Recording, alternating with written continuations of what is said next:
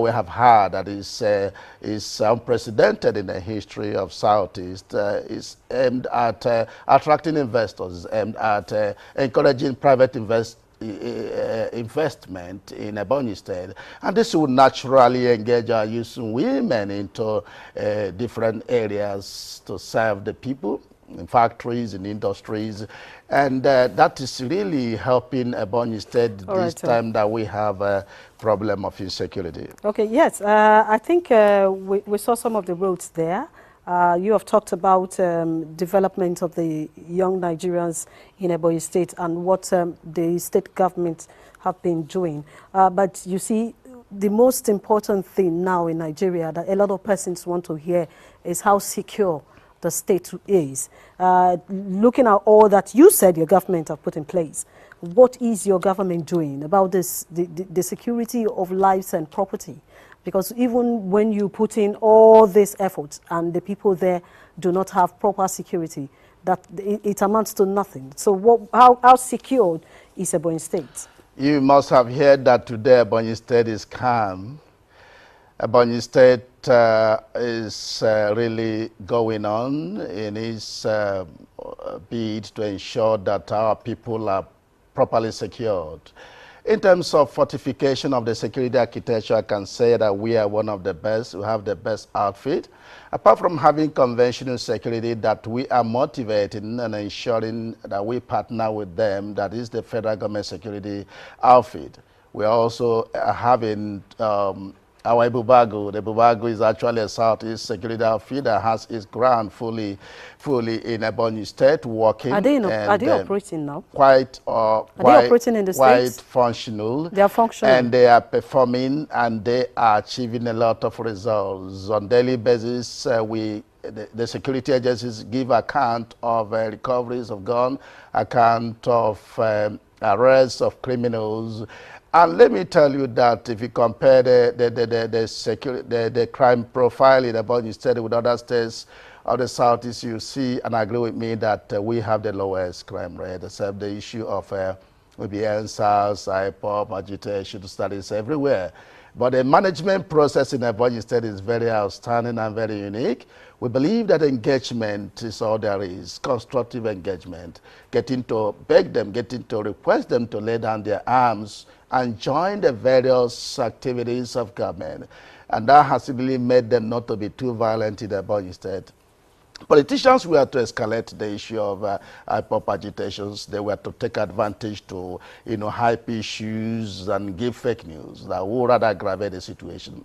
But the governor, in his ingenuity in governance, decided to really move in directly to the people, to the rural communities, to see how we can identify these people and have to give them olive branch for them to really lay down their arms and really embrace government progress, especially in the area of empowerment today. 3 billion naira NSAS empowerment is on ground, and the governor has kick-started empowerment of youth women. I think not up to 2 weeks, the governor gave not less than 20 persons 5 million naira each. 20 persons, yes, 5 million to do what? Not less than 20 to go into a business of their choice. And the idea is that they will work is that a soft loan or a grant? It's actually a grant as I speak with you. It's a grant. It's like a first phase that is aimed at assessing to know what they can do. And if they're able to do it well, the governor will continue the issue of grant, but they are working with the banks to ensure that they perform. Performance is all there is, and we have a kind of monitoring and evaluation mechanism to ensure that they perform. But if they don't perform, they'll be blacklisted, and we look at other measures. Barrister, I would like to ask a question. You have talked so much on road infrastructure. You have talked so much on economic development, but it seems that your governor is concentrating on the road infrastructure, but not looking at industrialization. And you know that actually the Southeast is actually gifted. It's actually good to try all parts of the country so that we know from any part where God can deliver us from this situation that we have found ourselves, a situation of insecurity, economic recession, and all of this tribalism. It could be that in any particular zone that one day somebody from there will emerge and get it right. After all, we are beginning to see from their track records, from their achievements, that if you give them better and greater opportunities, they are going to really do better than what we are seeing among leaders of today. Okay, let me take you back to something that happened some months back when your governor left his party, the PDP, the party that he contested the first election, won, and re-elected on the platform of that same party. A lot of people were disappointed, you know, and they began to think that perhaps the man is eyeing the presidency. Now that we're talking about Igbo presidency ahead of 2023, is that part of the strategy to leave PDP to try his hands in APC? Let me first of all say that the so-called disappointment by the people is ill-conceived. This is because the governor came under the platform of a party that was at the center when he contested the first time. And because of integrity issues and the need for him to show that he can even do it even as an independent candidate, he went on to continue to develop Ebonyi State under that opposition party, as it were, that is PDP. And again, in the second tenure, he contested under that opposition party, just to show that with or without political party, that he can get the mandate of the people.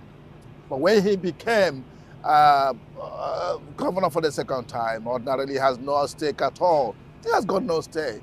Nothing is going to happen.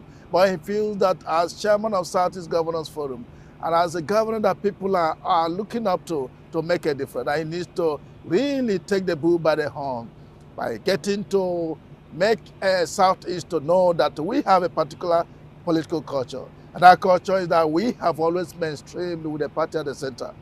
I don't have to bore you with the history of our national development. Pre-independence, you see the role of Dr. Nnamdi Azikiwe. He never worked in opposition with the party at the center.